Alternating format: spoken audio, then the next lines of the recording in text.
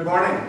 Good morning. Lord be with you. And also with you. It's great to see so many of you here today. It's a special day for us as a seminary community, not only because today is the first day of our full semester, but especially the reason that I believe most of you are here. We're thrilled that God has answered our prayers and has sent John Hellwege into our midst. Dr. Hellwege is already in the saddle, has been here along with his family, sitting right here, but has been here, is getting settled into the community.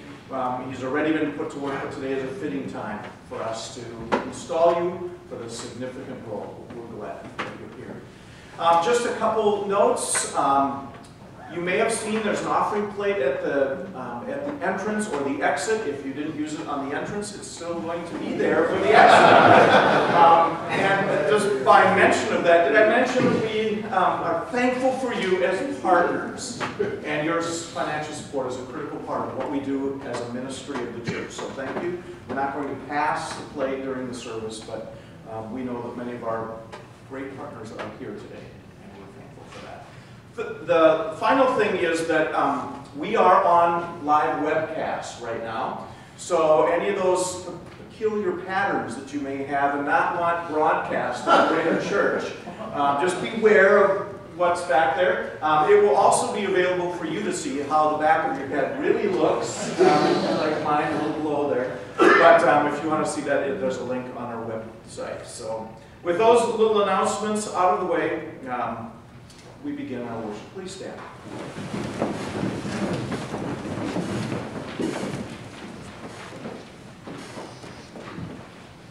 In the name of the Father, and of the Son, and of the Holy Spirit. Amen. Great is the Lord, and greatly to be praised. And his greatness is unsearchable. One generation shall commend your works to another, and shall declare your mighty acts. On the glorious splendor of your majesty and on your works, I will meditate. They shall speak of the might of your awesome deeds, and I will declare your greatness. They shall pour forth the fame of your abundant goodness, and shall sing aloud of your righteousness. The Lord is gracious and merciful, slow to anger and abounding in steadfast love. Please be seated for the first scripture.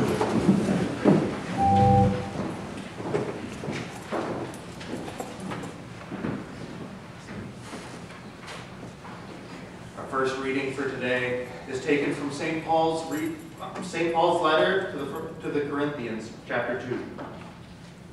Paul, called to be an apostle, When I came to you, brothers, I did not come with eloquence or superior wisdom, as I proclaimed to you the testimony about God.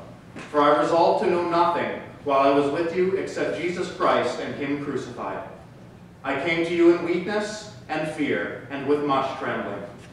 My message and my preaching were not with wise and persuasive words, but with the demonstration of the Spirit's power, so that your faith might not rest on men's wisdom, but on God's power. This is the word of the Lord. Thanks be to God.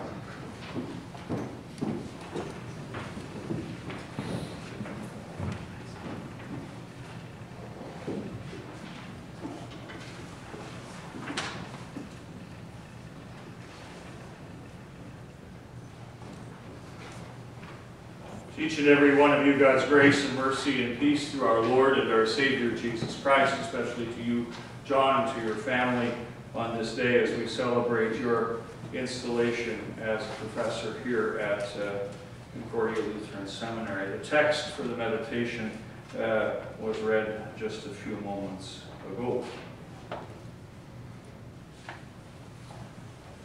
You only had one job. And that job was to, for example, put back to school signs on the various products at the superstore. But if the picture I found on the internet is correct, you decided to put that back to school sign on a rack of butcher knives and cleavers. Let's send Sissy to school with her shiv this year.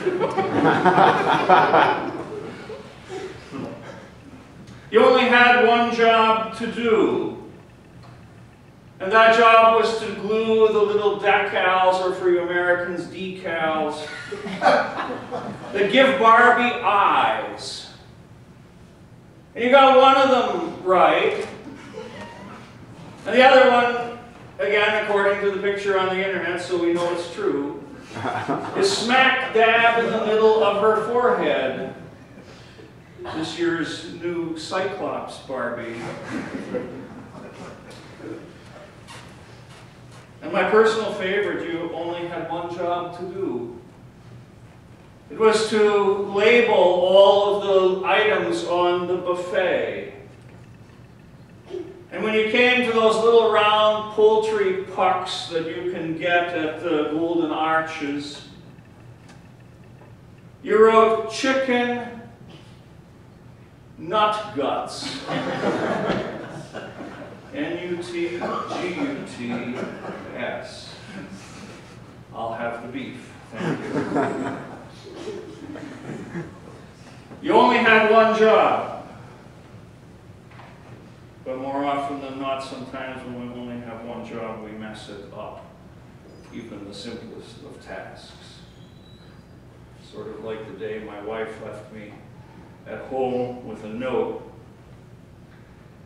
And it was we had company coming, and she left a note. She said, vacuum or brush the dog.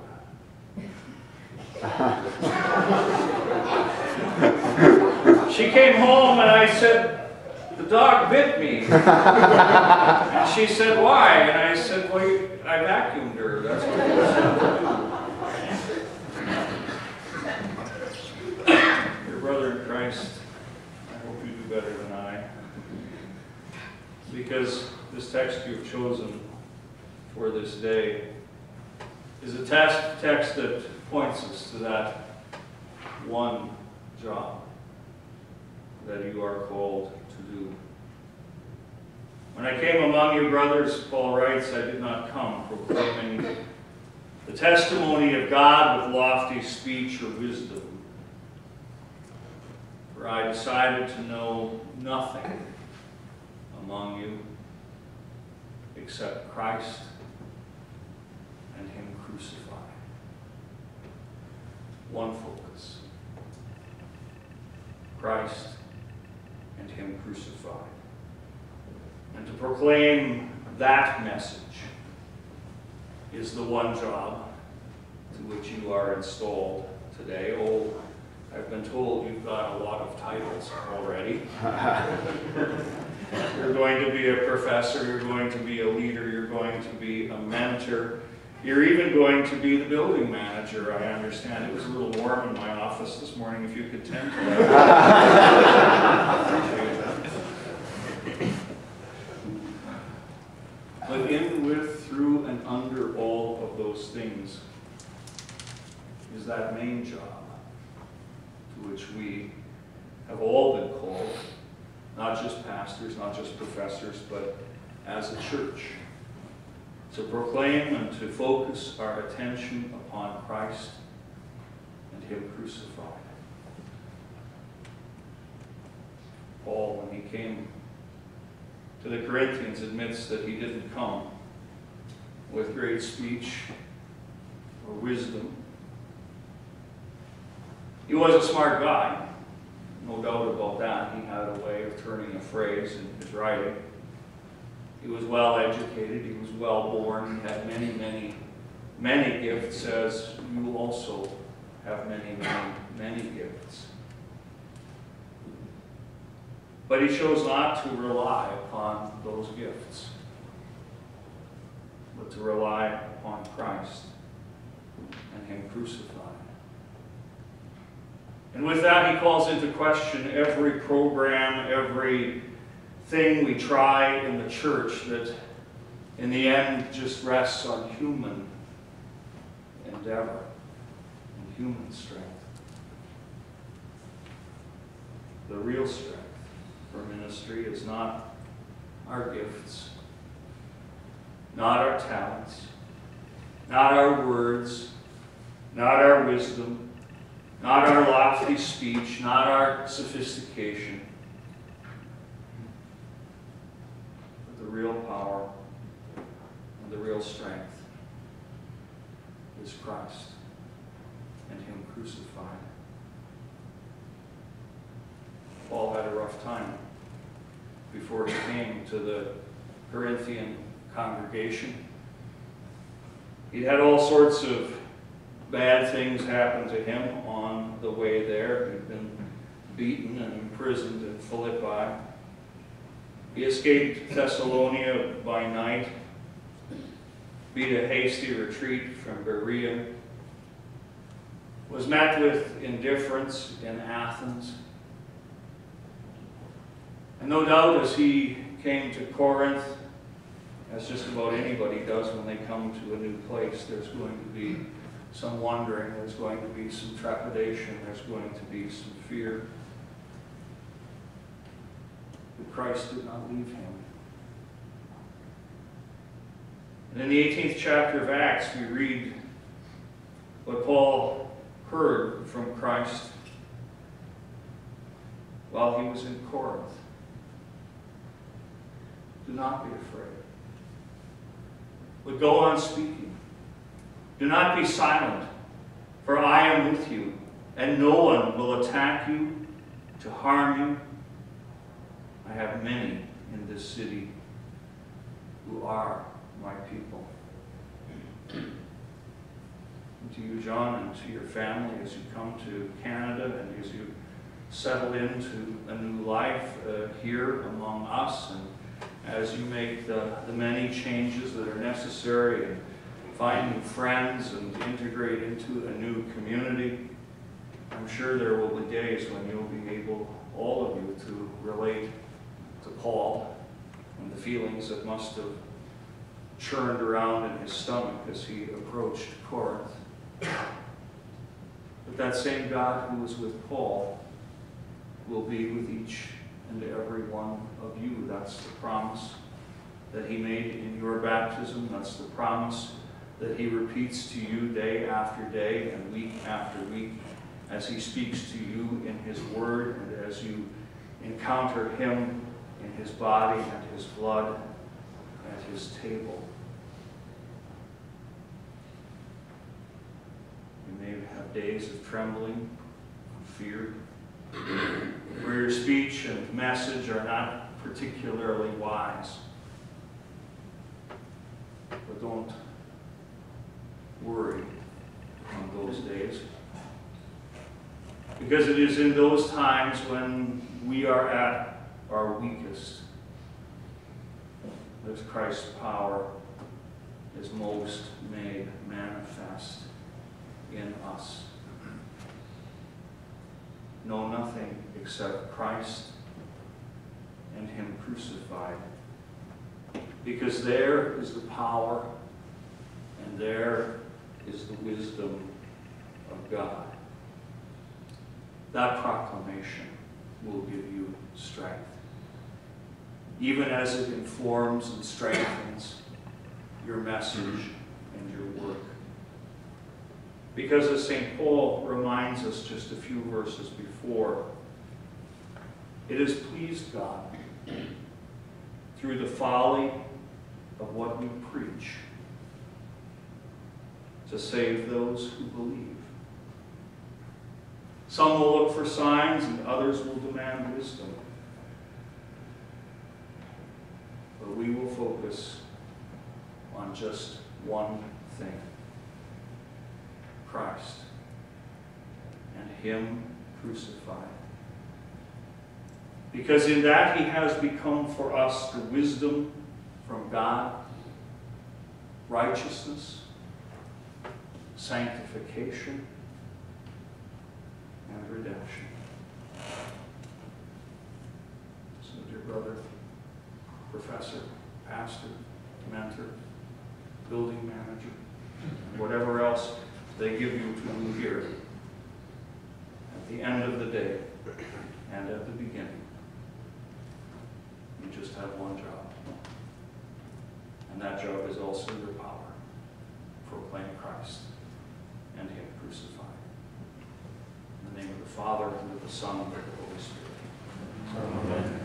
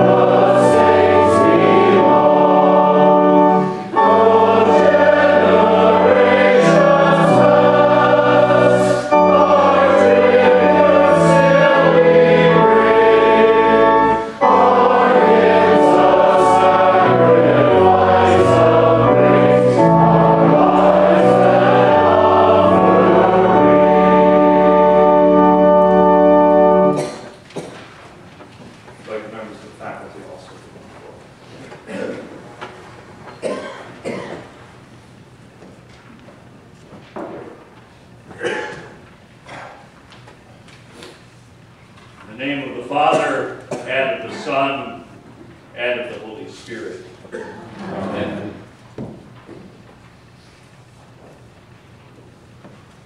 Dear brothers and sisters in Christ, the Reverend John Hellwege has been called to teach at this seminary. Hear now what the Word of God says concerning the office of the holy ministry. In the 28th chapter of the Gospel according to St. Matthew, Jesus came and spoke to them, saying, "All authority in heaven and has been given to me in heaven and on earth. Go therefore and make disciples of all nations, baptizing them in the name of the Father and of the Son and of the Holy Spirit, teaching them to observe all things I have commanded you, and lo, I am with you always, even to the end of the age." In the 20th chapter of the Gospel of John, Jesus said to them again, "Peace be to you. As the Father has sent me, I also send you." And when he had said this, he breathed on them and said to them, "Receive the Holy Spirit. If you forgive the sins of any, they are forgiven them. If you retain the sins of any, they are retained."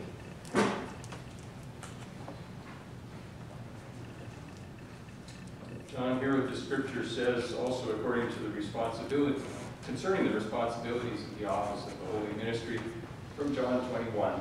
Jesus said to Simon Peter, "Simon, son of John, do you love me more than these?" He said to him, "Yes, Lord, you know that I love you." He said to him, "Feed my lambs."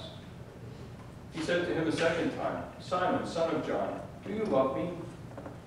He said to him, "Yes, Lord, you know that I love you." He said to him, "Tend my sheep."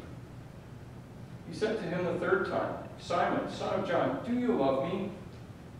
Peter was grieved because he said to him the third time, "Do you love me?" And he said to him, "Lord, you know everything. You know that I love you." Jesus said to him, "Feed my sheep." And related to that one thing, from 2 Corinthians chapter 4, verses 5 and 6, which contains our mission, our theme, and our reason for existing.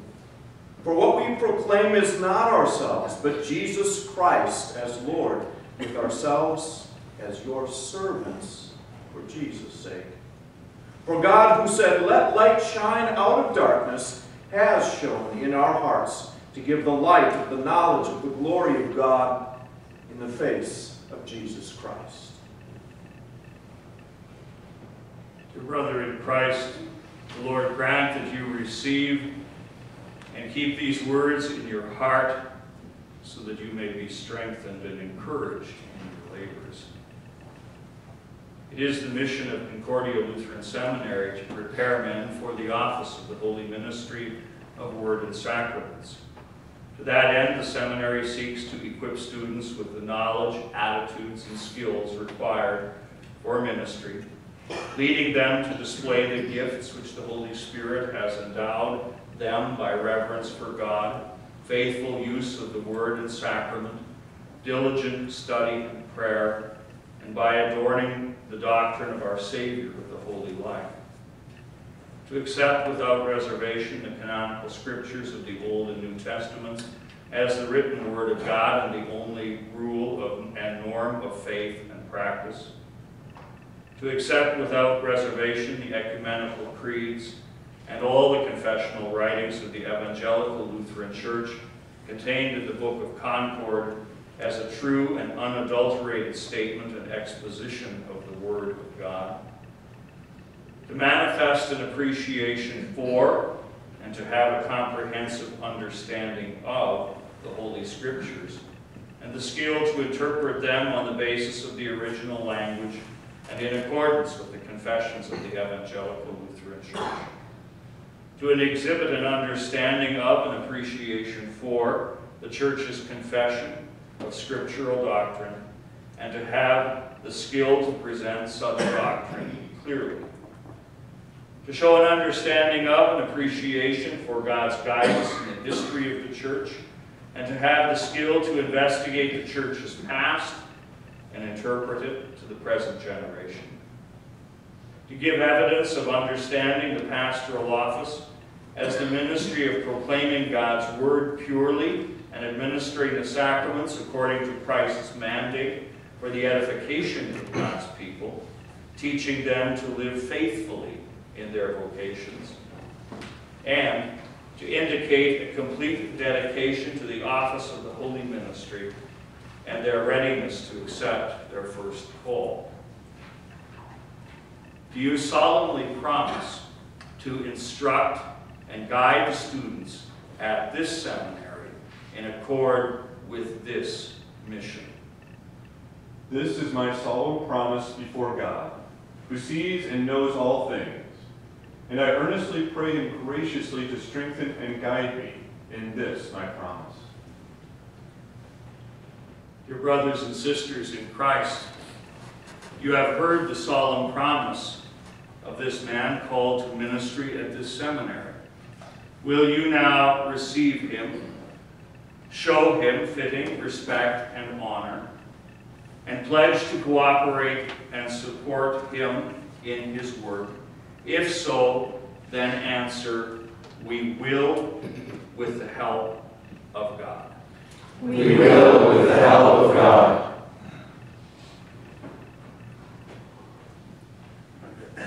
John Hellwege, I install you as professor at Concordia Lutheran Seminary in Edmonton, Alberta, in the name of the Father, and of the Son, and of the Holy Spirit.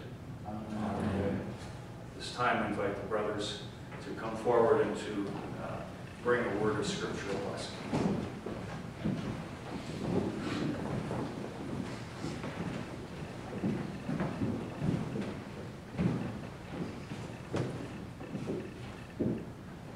John, as you take on these titles and chains, hear the word from another prisoner. Paul writes to the Ephesians, "As a prisoner of the Lord, I urge you to live a life worthy of the calling that you have received. Be completely humble and gentle. Be patient, bearing with one another in love."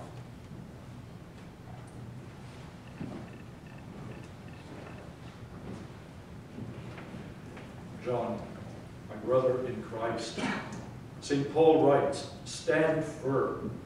Let nothing move you. Always give yourself fully to the work of the Lord, because you know that our labor in the Lord is not in vain."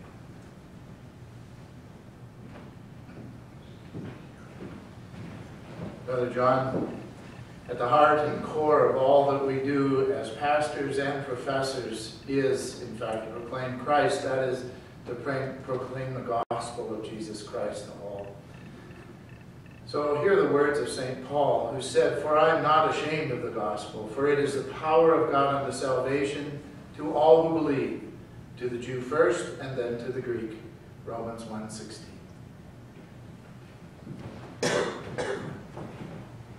Message for you, and a message for you to proclaim as you preach and teach to form servants for Jesus' sake. St. Paul says, "By grace you are saved through faith, and this not of yourselves, but a gift of God, not by works, so that no one might boast."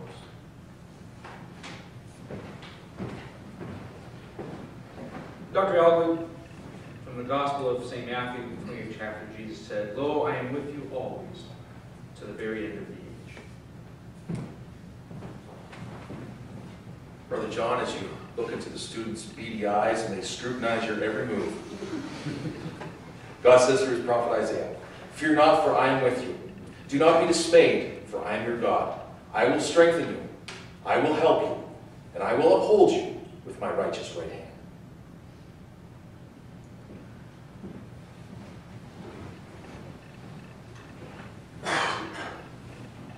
I'd like the congregation to stand.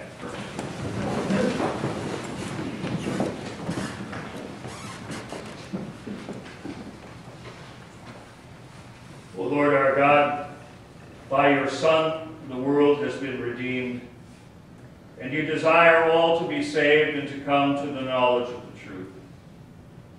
Bless our seminary with teachers who are faithful to your word, and with students who are eager to receive the wisdom that comes down from heaven. Fill those who study with a loving concern for your people, and equip them with a competency to be able ministers of the New Testament, not of the letter, but of the Spirit. Through Jesus Christ, your Son, our Lord, who lives and reigns with you in the Holy Spirit, one God, now and forever. Amen. O Lord, through your Holy Spirit, you illuminate the minds and sanctify the lives of those whom you call to the work of pastors and teachers. Look with favor upon the seminary for the instruction and formation of those who are to serve in the sacred ministry of your church. Bless those who teach and those who learn, that they may apply themselves with ready diligence to the knowledge of your word, which alone is able to make us wise unto salvation. Through Jesus Christ, your Son, our Lord, who lives and reigns with you in the Holy Spirit, one God, now and forever. Amen. John, go in the joy and peace of the Lord, and the Almighty and most merciful God, the Father, the Son, and the Holy Spirit, bless and strengthen you for faithful service. In Jesus' name. Amen. Would you now return to their places?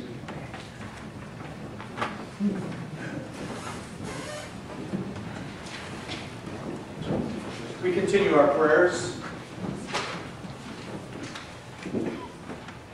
O Lord of the church, we thank and praise you for calling us to believe in you and to belong to you. We pray that you would bless your church here in Canada and around the world, that the gospel truth may be proclaimed boldly and diligently. Lord, in your mercy, Hear our prayers. we thank you also for bringing Denise and Laura and Nathan to be here with Dr. Hellwege. Also, we pray for Rachel and Amanda, who remain in the United States, furthering their education. We pray that you would continue to surround them and uphold them with your love and your care. Lord, in your mercy, Hear our prayer. we also give you thanks, Lord, for sending students who will eagerly learn and be formed as servants for Jesus' sake. Bless and guide them in their studies, that they may learn from all of the faculty here, as you would teach us to take your yoke upon us and learn from you. Lord, in your mercy, Hear our prayer. and we thank you, dear Father, for all the partners across Lutheran Church Canada who pray for, encourage, and support us financially, that our mission may be done with joy and peace, trusting in your providence. Lord, in your mercy, Hear our prayer. guide us now with your joy and your peace, in the assurance of the forgiveness of sin and the life and salvation that we share as the body of Christ. Lord, in your mercy, Hear our prayer. into your hands, O Lord, we commend these and all for whom we pray, trusting your mercy. To our Lord and Savior Jesus Christ, who taught us to pray. Our Father, who art in heaven, hallowed be thy name. Thy kingdom come, thy will be done on earth as it is in heaven.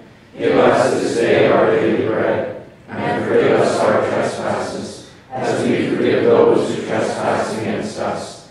And lead us not into temptation, but deliver us from evil. For thine is the kingdom, and the power, and the glory, forever and ever. Amen. Receive the benediction, the blessing of God. The Lord bless you and keep you. The Lord cause his face to smile upon you and be gracious unto you. The Lord look upon you with favor and give you his peace. Amen. We close with hymn 837.